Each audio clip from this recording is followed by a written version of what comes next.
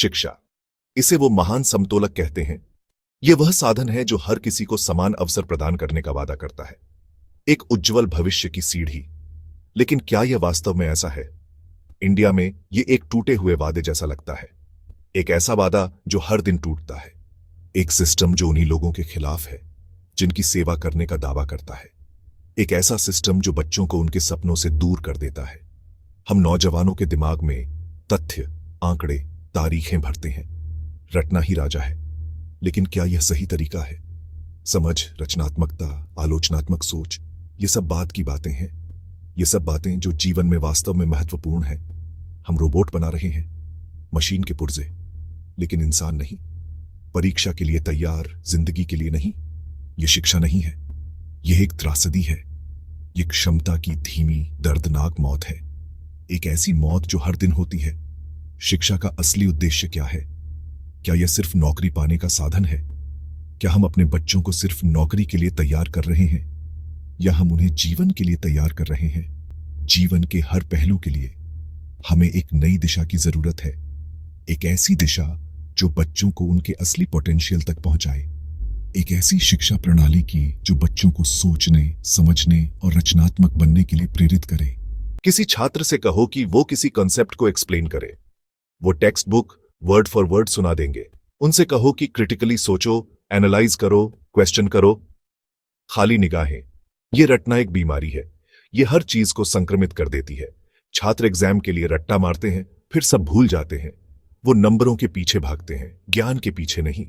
सीखने में आनंद कहाँ है? खोज का रोमांच कहाँ है? रटने के बोझ तले दब गया है। हम तोतों की एक पीढ़ी पैदा कर रहे हैं, विचारक नहीं, आविष्कारक नहीं।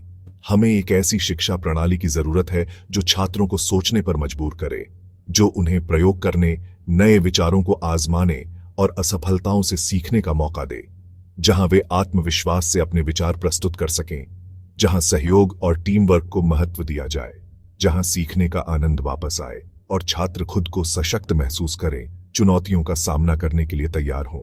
हमें विचारकों और आविष्कारकों की एक नई पीढ़ी की जरूरत है जो रटने की बेड़ियों को तोड़कर आगे बढ़ सकें और रचनात्मकता और आलोचनात्मक सोच को अपनाएं, ताकि वे समाज में सकारात्मक बदलाव ला सकें। किसी गांव के सरकारी स्कूल में जाइए, टपकती छाटें, टूटी बेंचेस, शौचालय नहीं।